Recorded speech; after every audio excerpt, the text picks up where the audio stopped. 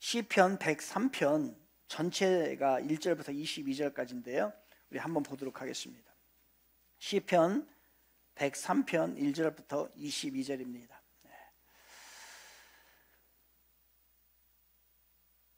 우리 1절 다 피셨나요? 1절 같이 읽겠습니다. 시작. 내 영혼아 여호와를 송축하라. 내 속에 있는 것들아 다 그의 거룩한 이름을 송축하라. 이 시편 103편에 자주 등장하는 말이 있어요. 그건 뭐냐면 송축하라라고 하는 거예요. 계속해서 반복해서 등장을 해요. 2절도 같이 읽겠습니다. 시작. 내 영혼아 여호와를 송축하며 그의 모든 은택을 잃지 말지어다. 아멘. 그 다음에 20절로 넘어갑니다. 20절로 계속 보겠습니다. 20절부터 22절까지 같이 읽겠습니다. 시작. 능력이 있어 여호와의 말씀을 행하며 그의 말씀의 소리를 듣는 여호와의 천사들이여 여호와를 송축하라. 그에게 수종들며 그의 뜻을 행하는 모든 천군이여 여호와를 송축하라. 여호와의 지으심을 받고 그가 다스리시는 모든 곳에 있는 너희여 여호와를 송축하라. 내 영혼아 여호와를 송축하라. 아멘. 그러니까 103편에서 전체적으로 봐야 될 게 계속해서 반복된 게 송축하라예요. 요거는 다음 주 설교할게요. 다음 주에 설교는 요거는 다음 주에 설교를 하고 1절 2절을 보면 내 영혼아 여호와를 송축하라. 그런데 내 속에 있는 것들아 다 모두 다 그의 거룩한 이름을 송축하라. 2절 내 영혼아 여호와를 송축하라. 그의 모든 은택을 잊지 말지니라. 그래서 다 모든 단어를 중심으로 이 전체적인 본문에서 먼저 가도록 하겠습니다. 그래서 오늘 설교 제목을 한번 볼게요. 당연한 것이 감사하다. 시작. 다시 한번 당연한 것이 감사하다. 우리 구호 한번 하겠습니다. 잘 가르치자, 잘 배우자, 그래서 예수님의 제자가 되자. 시작. 제가 먼저 하면 이제 여러분들 잘 가르치자. 그래서 예수님의 제자가 되자. 요건 끝에는 같이 내가 잘 가르칠게요. 여러분 잘 배우세요. 그래서 우리 모두 예수님의 제자가 되는 겁니다. 다시 한번 합니다. 잘 가르치자. 그래서 예수님의 제자가 되자. 아멘. 네, 보겠습니다. 오늘 이제 말씀을 나눌 건데요. 지난주에 신문이 하나 기사가 나왔는데 손흥민 선수에 대한 축구 스타에 대한 기사가 나와 있습니다. 여기에 이런 내용이 있어요. 손흥민은 2020년에 에세이 축구를 하며 생각하는 것들을 브레인스토어에서 이렇게 회고했다. 아버지는 매일 호텔과 클럽하우스 훈련장을 몇 시간씩 걸어 다녔고 어머니는 한국 집에서 매일 마음 졸이며 뭐 했을까요? 기도만 하셨다. 기도만 했다. 여러분, 춥고 배고팠던 시절에 대해 손웅정 씨는 아버지는 어린 시절부터 고생을 많이 해서 잘 극복할 수 있었다며 돌아보면 감사하지 않은 일이 없다. 고난은 은혜였다. 라고 고백했다. 아들에게 축구만 가르친 것이 아니라 인생을 가르치며 겸손과 감사를 강조했다. 이렇게 나옵니다. 우리 일반적으로는 축구 선수에게는 축구만 가르치려고 하고 애들에게는 공부 잘하는 것만 원하지요. 뭔가 다른 사람에게는 특별한 게 있어요. 이 아버지는 그것만 가르친 게 아니라 먼저 인성을 가르친 거예요. 인성. 사람이 되라. 그리고 나서 그 인성 중에서 두 가지를 너무너무 강조한 거예요.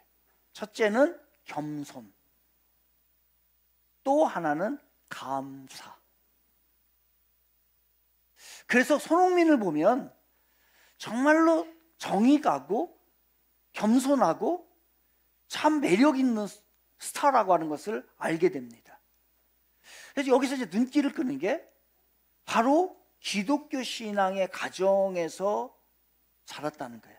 뭔가 달라요. 그리고 아버지는 아들에게 기술력보다도 더 중요한 인성을 먼저 가르쳤는데 그게 겸손과 감사였어요. 우리 한번 생각해 보시죠. 여러분은 우리가 부모이죠. 그리고 또 부모가 될 거예요. 그렇다고 한다면 자녀들에게 뭐를 강조하고 싶습니까? 아니면 뭐를 강조하면서 가르치세요? 이게 있어요?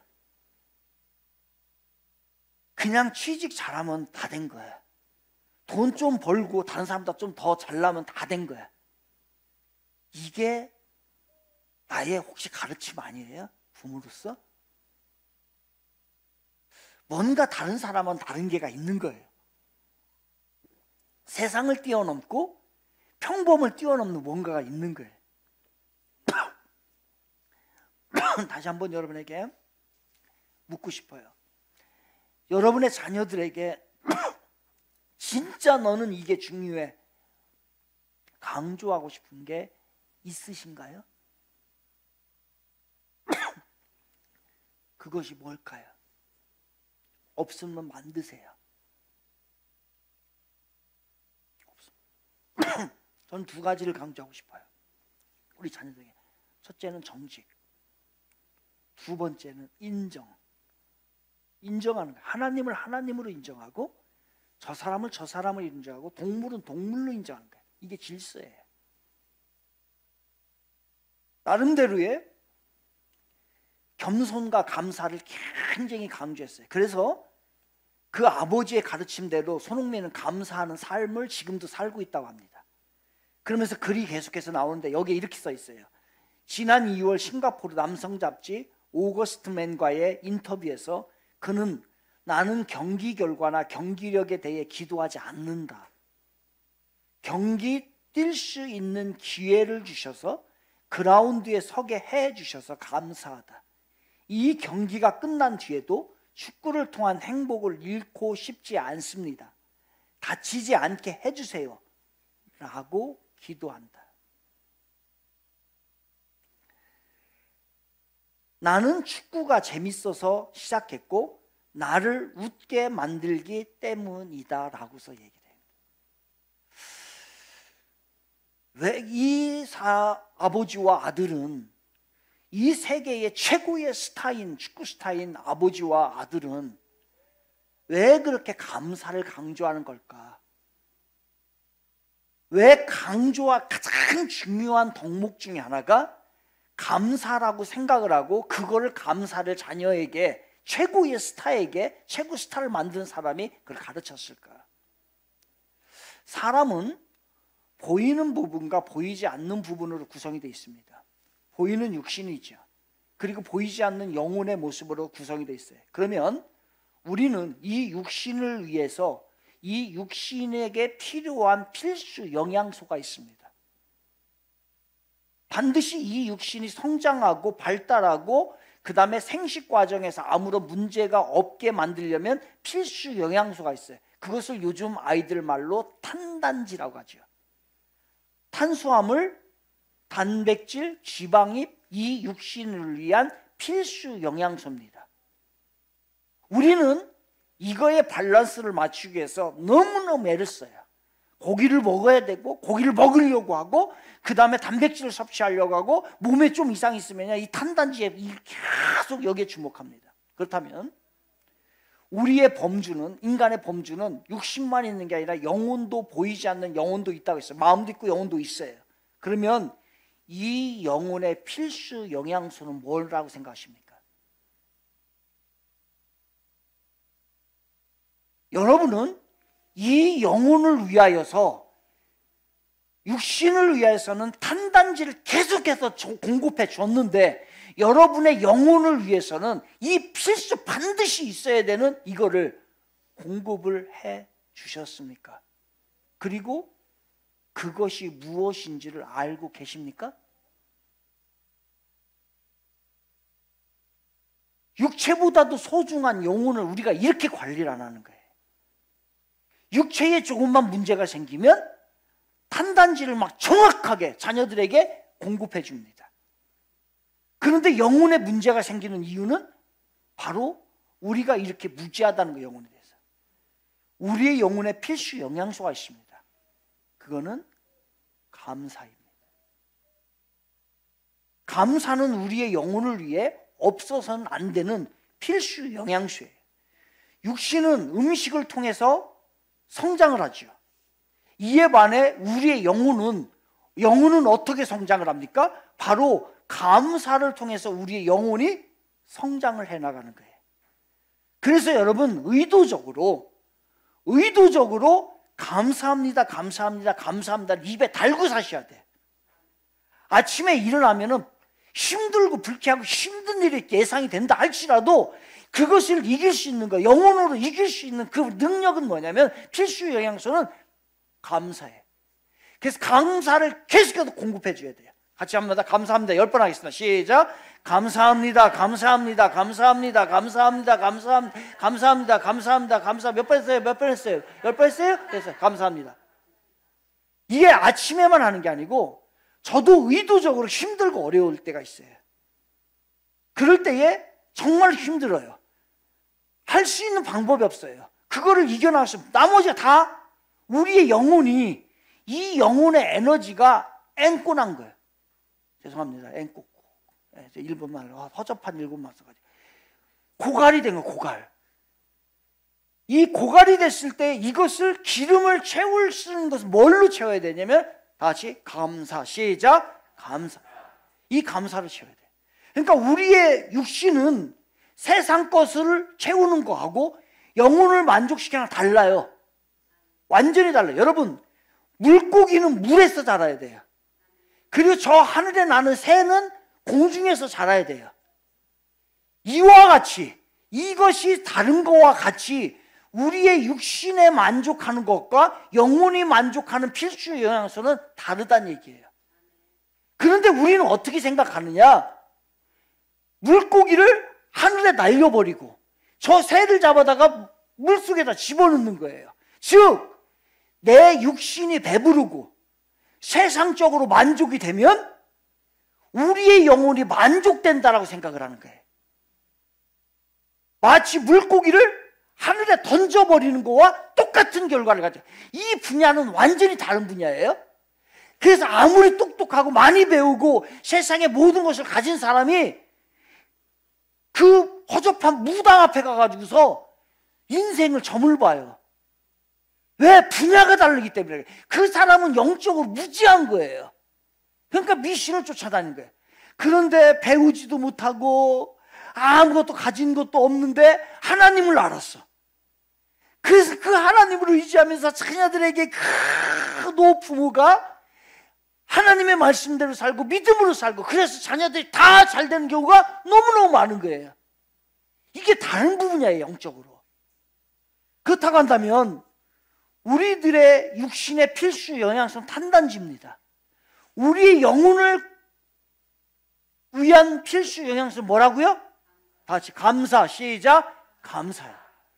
감사가 여러분이 사라졌다면 여러분의 영혼이 피폐해진 것이고 메말라진 것이고 파리해진 것이고 지금 내 영혼이 병들어서 죽기 일보 직전까지 가 있는 거예요. 여러분이 진단하세요. 여러분이 진단해서 여러분이. 그런데 우리는 그렇기 때문에 우리는 계속해서 어떻게 해야 되냐면 우리의 영혼에 필수 영양소인 감사를 계속해서 공급해 줘야 돼요. 마치 차에 기름이 떨어지면 주유를 하는 것과 같이 감사를 계속 공급해 줘야 돼요. 이게 답이에요? 알았지? 그런데 문제가 있잖아요. 우리가 감사가 안 나와요. 감사하는 생활을 못하게 돼. 그리고 감사 생각 자체를 안 해버려요. 왜 그럴까? 감사가 공급이 돼야 되는데 이 파이프라인이 막힌 거예요. 감사가 공급되는 파이프라인이 막힌 거예요. 이 파이프라인을 막는 주범이 있어요. 뭘까? 감사를 공급해야 내 영혼이 살거든요. 그런데 감사를 막는 공급을 제지하는 것이 있단 말이에요. 그게 뭐예요? 그것은 익숙해지는 거예요. 내가 무엇인가에 익숙해지잖아요. 그 다음부터는 감사가 안 나와요.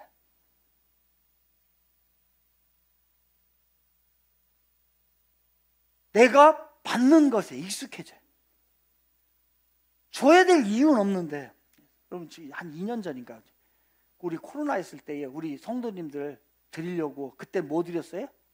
수박을 막 그냥 집안에다 다 배달했잖아요. 그거 어떻게 제가 농수산물 시장 가가지고 경매 받은 거예요. 가장 좋은 수박으로 그 다음에 여러분에게 맛있는 거 드리려고 수박을 경매를 받아가지고서 집집마다 다 날렸어요. 그래서 올해는 이제 여러분 뭐 드냐면 지금 이 삼계탕 요거 먹으면 이제 내일부터 기운이 버떡버떡 나가지고 또 이제 또 우리 할머니 할아버지들 또 저 시집 보내서 장가 보내달라고 하려 큰일 났네. 이거 줘요. 그럼 이게 받아보는 거예요. 근데 이게 받는 게 익숙해 이제. 그 내년에는 뭐라고 얘기하냐면은 받는 게 익숙해. 아, 목사님 이제 한우 안 주나? 소고기 안 줄라나? 이런 생각이 우리 안에 자리 잡게 돼요. 받는 것에 익숙해지는 거예요. 그러면 익숙해지면은 우리가 익숙해지면 그걸 뭐라고 하냐면 아, 당연하구나 이렇게 생각. 그러면 우리가 그 다음부터는 내가 당연한 것에 익숙해지게 되면은 그 다음부터는 감사가 사라집니다. 그렇다고 한다면 지금 여러분 우리 안에 있는 우리가 지금 당연하게 여기는 것의 이거를 한번 꺼내보세요. 당연히 받아야 됩니까? 내가 당연히 오늘 살아야 돼요? 나는 당연히 이만큼 누리고 살아야 돼. 이게 당연한 거예요? 나는 당연히 이만큼 취급을 받아야 돼. 다른 사람부터. 난 당연히 건강하지.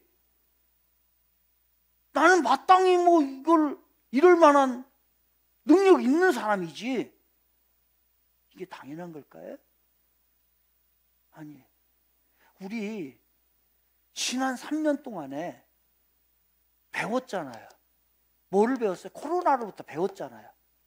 하나님이 왜 우리에게 코로나를 줬을까? 많은 이유가 있겠지만 우리 좀 한번 교훈적으로 보자고요.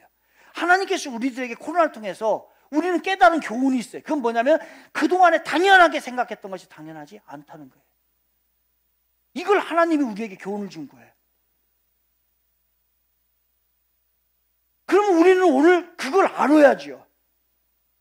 당연한 것이 난 당연히 이만큼 취급을 받아야 돼? 아니, 그렇지 않아요. 이제는 당연한 것이 아님을 깨달아야 돼요. 오늘부터 이걸 깨달으시기 바랍니다. 그러면 여러분의 삶 가운데 이제 저절로 감사가 나오게 돼요. 진짜로. 근데 이걸 깨달지 못해요. 왜? 깨닫는 시기가 있거든요. 언제 이것을 깨닫게 되냐면 내가 당연하게 여겼던 것을 빼앗길 때, 그것이 나로부터 사라졌을 때, 그때에 나는 이제 깨닫게 돼요. 아, 당연한 게 아니었구나. 내가 오늘 수저를 들 수 있고 밥을 먹을 수 있고 잠을 잘 수 있고 이렇게 올 수 있는 이 모든 것들이 우리는 너무너무나 당연하죠. 근데 그것을 빼앗기는 순간 우리는 아, 그게 당연한 것이 아니었구나라는 걸 깨닫게 되는 거예요. 이제 이 장영희 교수라고 하는 분이 있는데요. 장영희라고 하는 분인데 이분은 이제 여잔데 태어난 지 1년 만에 소아마비가 걸려요. 이제 그 다리를 못 쓰게 되죠. 근데 이 장영희 이 양반은 그럼에도 불구하고 이제 서강대학교 영문과를 나와요. 그리고 미국의 뉴욕 주립대학에서 영문학을 전공을 해서 나중에는 어떻게 하냐면 서강대학교 영문학 교수로 오게 돼요. 그러던 차에 2001년도에 이 양반이 유방암에 걸려요. 그리고 나서 투병을 하기 시작합니다. 2009년도에 2001년도에 유방암이 걸리고 2009년도에 이분이 돌아가셔요. 그러면서 많은 이제 에세이도 내고 스필짓도 내고 글도 많이 써요. 그 가정 가운데 있는. 그러니까 그 참 참 좋은 책이에요. 좋은 글이 너무너무 많아. 장영희 교수의 책. 그 중에 하나가 뭐냐면은 살아온 기적, 살아갈 기적이라고 하는 책이에요. 아주 쉬운 책인데요. 이렇게 이제 그림도 있고 참 좋아. 이런 거 이제 장영희 교수 거는 저도 이제 책을 이분 걸 몇 권 읽었는데 너무 좋아요. 여러분이 이제 필요할 때 한번 여기에 이제 127페이지와 128페이지에 이렇게 나와요. 제가 읽어드릴게요. 2004년 척추암 선고를 받아 2004년 9월 8일 갑작스레 병원에 입원했고 2006년 5월 도합 24번의 항암 치료를 마칠 때까지 거의 2년에 가까운 시간을 긴 투병 생활을 보냈다. 돌아보면 그 긴 터널을 어떻게 지내왔는지 새삼 신기하지만 이상하게도 나는 지난 3년이 마치 꿈을 꾼 듯 희끄무레한 안개에 휩싸인 듯 선명하게 기억이 나지 않는다. 통증 때문에 돌아눕지도 못하고 꼼짝없이 침대에 누워있던 일, 항암 치료를 받기 위해서 백혈구 수치 때문에 애타던 일, 온몸에 링거줄을 매고 샤워 한번 온몸에 링거줄을 떼고 샤워 한번 해보는 것이 소원이었던 일, 방사선 치료 때문에 식도가 타서 물 한 모금 넘기는 것조차 고통스러워하며 밥그릇만 봐도 헛구역질이 나던 일, 그런 일들은 의도적으로 기억 상실증처럼 내 기억 한편의 망각의 세계로 들어가 있어서 가끔씩 구태여 끄집어내야 잠깐만 회생되는 파편들 뿐이다. 그 세월을 생각하면 그때 느꼈던 가슴 뻐근한 그리움이 다시 느껴진다. 내 면의 회벽에 둘러싸인 방 안에 세상과 단절되어 있으면서 나는 참 많이 바깥 세상이 그리웠다. 창밖으로 보이는 파란 하늘 아래의 드넓은 공간, 그 속을 마음대로 걸을 수 있는 무한한 자유가 그리웠고, 무엇보다 아침에 일어나 밥 먹고 늦어서 허둥대면 학교 가서 가르치는 그 김 빠진 일상이 미치도록 그리웠다. 기가 막힌 표현 아니에요? 그 김 빠진 일상이 미치도록 그리웠다. 그리고 그런 일들, 모든 일상, 바쁘게 일하고 세상 사람들 만나고 누군가를 좋아하고 누군가를 미워하고를, 그렇게 아름다운 일을, 그렇게 소중한 일을 마치 아무 일도 아니라는 듯 태연히 행하고 있는 바깥 세상 사람들이 끝없이 질투나고 부러웠다. 하루는 저녁 무렵에 TV를 보는데 유명한 보쌈집을 소개하고 있었다. 보쌈을 먹고자 입을 크게 벌린 그 남자의 강렬한 식탐, 꿀꺽 삼키고 나서 그의 얼굴에 감도는 찬란한 희열, 그 숭고한 삶의 증거 앞에 나는 지독한 박탈감을 느꼈다. 그리고 마음속으로 다짐했다. 무슨 일이 있어도 바깥 세상으로 다시 나아가리라. 그리고 저 치열하고 아름다운 일상으로 다시 돌아가리라.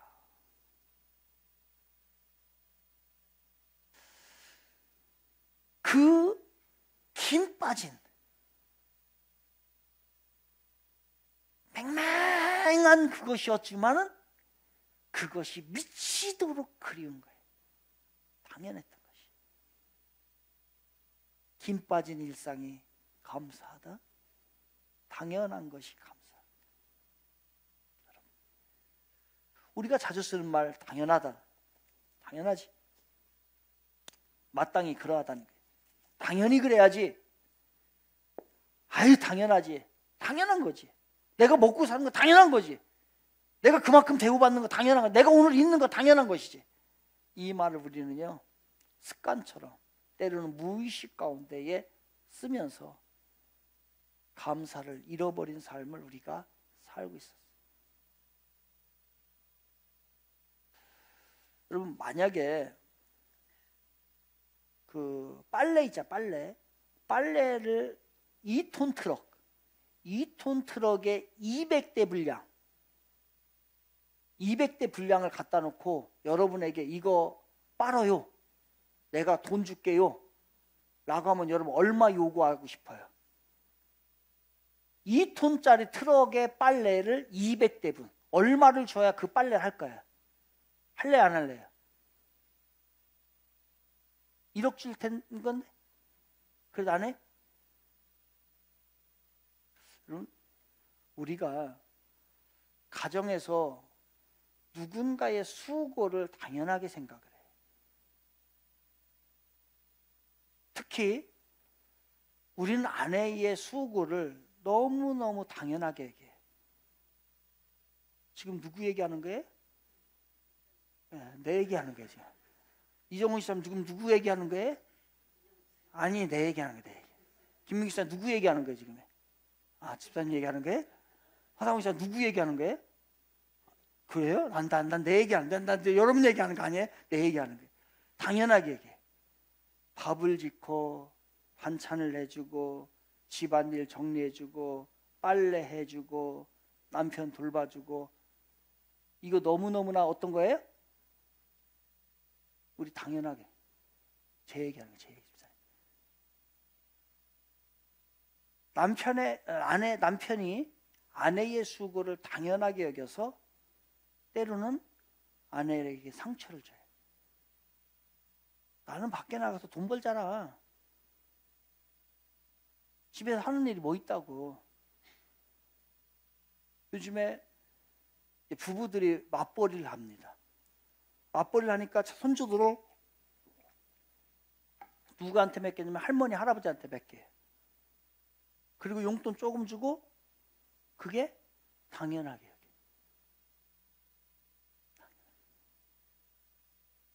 어떤 글을 읽어보니까 주부들이 그 가족을 위해서 수고하는 것을 양으로 이렇게 적었더라고요. 그랬더니 뭐냐면요, 밥을 짓는 횟수가, 밥을 가족을 위해서 밥 짓는 횟수가 35,000번이랍니다. 얼마 줘야 할까요? 35,000번 밥 차리면 얼마 줘야 35,000번 밥 차리겠어요? 빨래 양이요, 가족을 위해서 주부가 하는 빨래 양이 아까 말한 2톤 트럭에 200대 분의 빨래를 해준다는 거예요. 이거 제가 했나요? 누구 얘기하는 거예요 지금? 그러면서도 그 당연하게 이불 정리하는 거 있잖아요. 우리 어떻게 해요? 이불 딱 자고 일어나면 그냥 몸만 빠져나오면 되지. 베개 하나 정리 안 하고 이불 정리하지 않고 그냥 빠져나오면 나머지 아내가 다 정리해줘요. 지금 누구 얘기하는 거예요, 성지사님? 그런데 그 빨래 정리하는 횟수가요 2만 번이랍니다. 이불 정리해 주는 게. 그러면 이거를 노동의 대가로 값을 한번 쳐봅시다. 얼마를 주어야 할까요? 그런데 식구리만한 월급 갖다 주면서 나는 밖에 나가서 일하는데 당신은 집에서 뭐 하냐고 아내에게 상처를 주는, 당연한 것을 너무 당연하게 여기기 때문에 감사가 사라진 거예요. 맞아요, 안 맞아요? 신영주 성도님 맞아요, 안 맞아요? 맞아요? 월급이나 많이 갖다 주든지 식구만큼 갖다 주면서. 오늘 제가 아내들의 편을 드는 게 아니고요, 우리들의 삶이 모든 분야에서 그렇다는 거예요. 우리가 당연하다고 생각했던 거 우리 다시 한번 끄집어내 보자고요. 묻어두지 말고 꺼내서 그게 정말 당연한 건가 한번 생각하면 결코 당연한 거 아니에요. 우리가 오늘 숨 쉬는 거 당연한 건가요? 이것마저도 당연한 거 아니에요. 우리가 살아있다는 거 당연한 거 아니에요. 저 1층에서 2층까지 올라올 수 있다는 거 당연할 걸까요? 조금 있으면 당연하지 않아요. 못 올라와요. 무슨 큰 질병을 앓지 않는 것, 교통사고를 당해서 병원에 누워있지 않는 것, 이 자리에 앉아있는 것, 이게 당연한 거예요? 결코 당연하지 않아요. 건강하게 사는 것, 여러분 더위와 추위를 느끼는 것, 이게 당연한 거예요? 조금 있으면 더위인지 추위인지도 못 느껴요. 그래서 에어컨 바람이 세서 몸이 안 좋다, 이거 감사할 일이에요. 불평할 일이 아니란 말이에요. 내가 살아있다는 증거예요. 배고픔을 느끼는 거 얼마나 감사한 일이에요. 조금 있으면 배고픈지 배 부른지도 조차도 몰라요. 절대로 당연한 거 아니에요. 그러고 보면 우리가 살아가는 것은 다 당연한 게 아니에요. 하나님의 보호이고 하나님의 은혜인 것입니다. 하나님이 그렇게 하지 않으면 내일, 오늘 잠을 잤다고 해서 내일 깨어날 당연한 거예요? 아니에요. 어떠한 상황이 우리들에게 펼쳐질지 모른단 말이에요. 그런데 그동안에 우리는 이 하나님의 우리를 지켜주시는 생명, 그 위로, 그 축복, 보호하심을 다 잃어버리고 우리는 감사를, 당연한 것을 너무 당연하게만 생각해요. 되돌아보면 분명히 하나님의 은혜입니다. 당연하다고 모든 것을 덮어두고 얘기하지 않으면 우리는 감사를 잃어버리게 돼요. 그러니 당연한 것이 감사하다. 같이 따라해 봅니다. 당연한 것이 감사하다. 우리 주빈이가 제대했잖아요. 지난번에 서해안에서 북한에서 포탄을 쏠 때에 우리 주빈이가 우도로 파견이가 있었어요. 1m 앞까지 진짜 포탄이 날라온 거예요. 쟤는 전쟁이 일어나는 줄 알았다는 거예요. 이게 전쟁이구나. 그 상황 가운데 뉴스를 듣는 연락도 안 돼, 그 당시에는. 여러분, 제가 그러한 상황에 있을 때에 주빈이에게, 제 아들에게 뭐를 더 요구하겠어요? 너 공부 좀 더 잘해라. 너 좀 나중에 훌륭한 좋은 직업을 가져라. 너 좀 돈 좀 많이 버는 사람이 되라. 그런 생각이 드나요? 그건 사치예요, 사치. 그냥 안전하게 살아있으면 고마운 거예요. 거기에 뭐가 더 이상 붙고 그것에 대해서 뭐가 그렇게 아쉬운 거예요. 내 아들이 그 전쟁을 방불케 하는 그 상황 가운데 죽음의 사선에서 살아있기만 하면 감사합니다. 우리는 너무나 잘 먹어야 되고 잘 살아야 되고 높아져야 되고 내 격을 지켜 아니란 말이에요. 그래서 오늘 본문 1절, 2절 다시 한번 보겠습니다. 같이 읽겠습니다. 시작. 내 영혼아 여호와를 송축하라. 이번 주에는, 다음 주에는 송축하라 얘기한다 했죠. 그런데 뭘 송축하라면 다시 계속합니다. 시작. 내 속에 있는 것들아 다 그의 거룩한 이름을 송축할지어다. 2절 시작. 내 영혼아 여호와를 송축하라. 그의 모든 은택을 잊지 말지니라. 우리가 생각했던 당연해서 감사를 잃어버렸던 그 모든 것까지도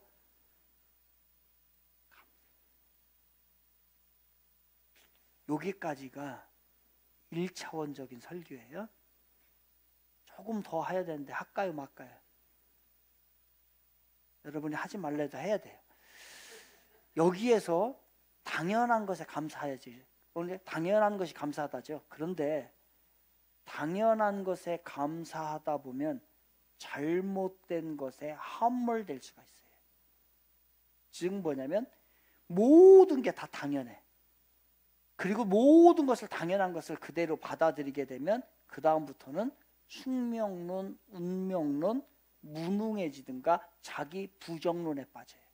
이게 불교 사고예요. 누가복음 18장에 보면 한 소경이 나와요. 이 소경이 나오는데 이 소경이 길을 가다가 이제 길에서 구걸을 하는 사람입니다. 그런데 예수님이 지나간다는 소리를 들었어요. 여러분 어떻게 해야 될까요? 소경이고 거지예요. 당연히 이렇게 생각하지. 당연하지. 나는 당연히 거지야.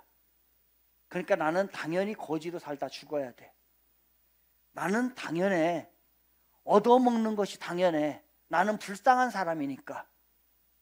나는 당연히 누군가가 줘야 돼. 그러면 난 못 사는 사람이야. 그러니까 나는 누군가로부터 받으면서도 당연하지. 거지로 사는 거 하나도 이상하지 않아요? 가난하게 사는 거 하나도 이상하지 않아요? 그리고 부거라서 얻어먹는 거 하나도 이상하지 않아요? 자기가 병 들어 있는 거, 지금 몰골이 저렇게 추악한 거 하나도 이상하지 않아요? 라고 하면서 예수님을 안 찾아갔다면 이 사람은 영원히 거지로 살아요. 그런데 이 사람은 여기서 당연한 것이 당연한 게 아니에요. 내가 거지로 영원히 한평생을 거지로 살 수는 없어. 내가 아무리 지금은 비록 거지지만 계속해서 내 인생 가운데 계속 얻어먹을 수만은, 누군가 주는 것만, 나라에서 공급하는 것으로만 살 수 없는 인생이야. 나도 바뀌어야지. 당연히 내가 거지고, 당연히 나는 가난해야 되고, 당연히 나는 얻어먹어야 되고, 당연히 나는 이렇게 무능해야 되고 라고 하는 생각을 벗어버리고 나는 당연한 것을 뛰어넘어서 예수님을 만나서 바뀌어보고 싶다라고 하는 마음이 생겼어요. 그래서 다윗의 자신 예수여, 나를 좀 불쌍히 여겨주세요. 나 인생 바뀌고 싶어요. 내가 거지로 사는 거 당연한 거 아닙니다. 내가 질병에 걸렸어도 당연히 질병을 아니에요. 이거 이겨나가야 돼요. 내 자손까지 가난을 대물림할 수는 없잖아요. 내 자손까지 무능함을 대물림할 수는 없잖아요. 그거 당연한 거 아니에요. 포기해. 숙명론이에요.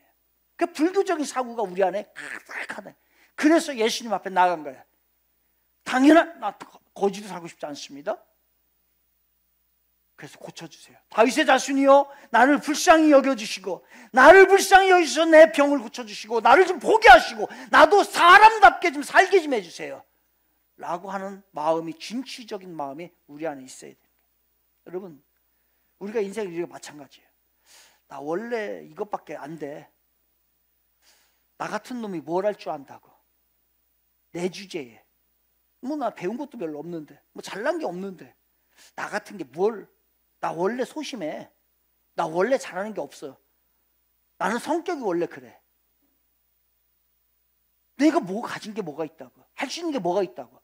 라고 하면서 영원히 평생을 거지라고 생각하는, 당연히 나는 거지야. 당연히 나는 얻어먹어야 돼.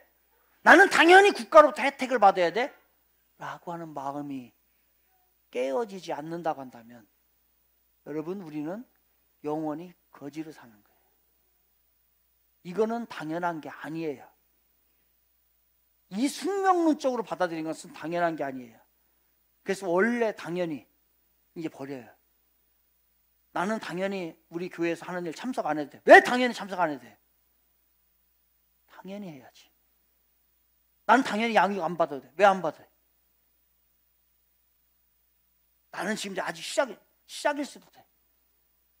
여러분, 이러한 부정적인 당연한 사고를 가지고 있기 때문에 이게 발전이 없는 것이고 그게 대물림이 되는 거예요, 여러분. 나는 원래 믿음이 적은 사람이야. 원래 믿음이 그럼 크게 만들어야죠. 나는 원래 잘 그런 성격이 아니야. 성격이 아니면 고쳐요. 인격으로 승화시켜요, 제대로 해서. 나는 원래 나서는 거 별로 아니야. 아유, 나서는 거 좋아하는 사람이 어디 있어요? 좀 때로는 뻔뻔하고 당당해. 왜? 하나님이 계시기 때문에. 하나님이 여러분과 함께 하시기 때문에. 하나님이 여러분 도와줄 줄로 믿습니다. 그러면 거지로 평생 살 수는 없잖아요. 이걸 벗어버리라는 거예요. 그리고 이걸 자녀들에게 가르치라는 얘기예요. 당연한 걸 감사해야죠. 그러나 잘못된 당연한 것은 깨어뜨려야 돼요.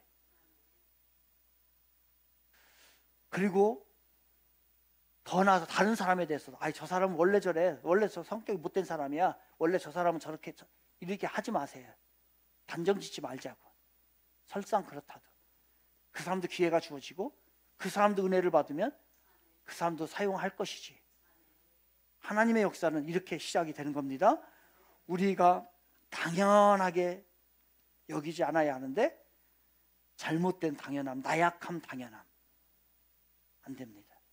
여기에서 깨어나는 저와 여러분 되길 바랍니다. 총정리합니다. 당연한 것들에 대해서 감사해야 합니다. 하지만 잘못된 당연함에 대해서는 단정을 지어서는 안 돼요.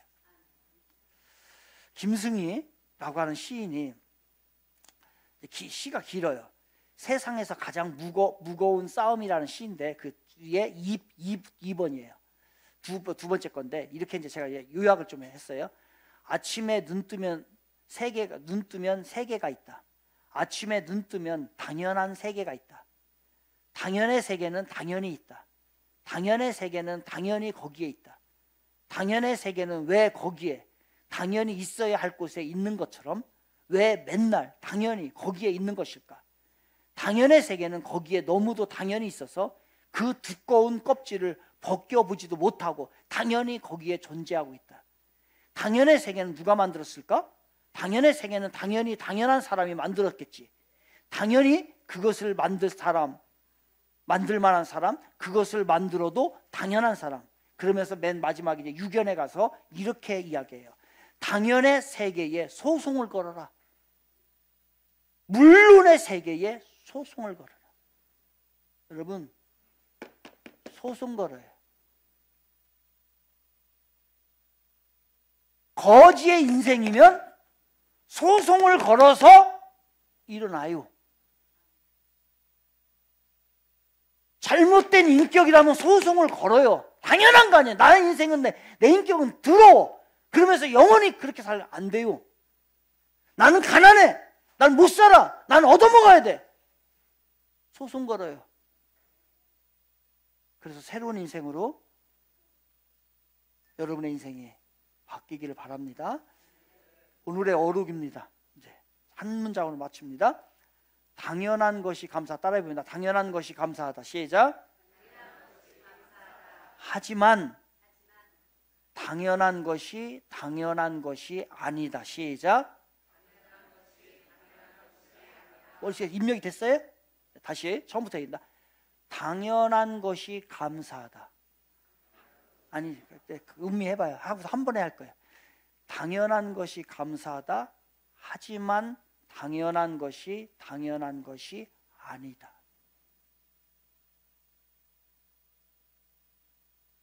오늘 제가 만든 어록이니까 잘 했다가요. 다시 같이 한꺼번에 합니다. 시작. 하지만 당연한 것이 아니다. 됐죠?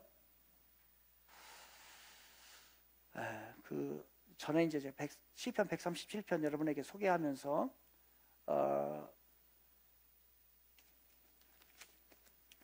이스라엘 백성들이 바벨론에 포로로 잡혀가죠.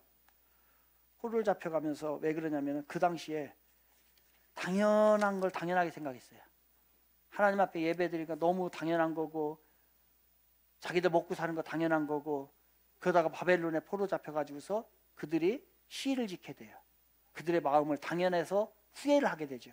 그리고 새로운 회복을 이야기하는데 그때에 만든 시가 시편 137편이에요. 제가 메시지 성경을 읽어드릴게요. 우리 바벨론 강변 곳곳에 앉아 울고 또 울었네. 시온에서 행복하게 보낸 옛 시절을 떠올렸지. 사시나무 옆에 쌓아 두었네. 연주소리 들리지 않는 우리 하프들을. 우리를 포로로 잡은 자들이 빈정대고 조롱하며 그곳에서 노래를 청했네. 멋진 시온 노래 한 곡 뽑아봐라. 우리가 어찌 하나님의 노래를 이 불모지에서 부를 수 있으랴. 예루살렘아, 내가 너를 잊었다면 내 손가락이 낙엽처럼 말라 비틀어지리라. 오 사랑스러운 예루살렘아, 내가 너를 기억하지 않는다면, 너를 가장 소중한 것으로 여기지 않는다면 내 혀가 부어오르고 새카맣게 타버리리라. 하나님, 저 에돔 족속을 기억하시고 폐허가 된 예루살렘을 기억하소서. 그날 저들은 큰 소리로 말했습니다. 부셔버려, 가루가 되도록 박살내버려. 너희 바벨론 족속들아, 파기자들아, 너희가 우리에게 한 그대로 너희에게 대갚는 자는 누구든지 상을 받으리라. 그렇다 너희 젖먹이들을 잡아다가 그 머리통을 바위에 메어치는 자는 상을 받으리라. 당연한 것을 당연하게 여기고 그 후에 다시 한번 회복되는 이야기입니다. 그때 한번 보니엠의 말드 리버스 오브 바빌론이라고 하는 노래지요. 노래를 여러분들에게 들렸는데요. 그거를 보면서 오늘 설교를 마치도록 하겠습니다.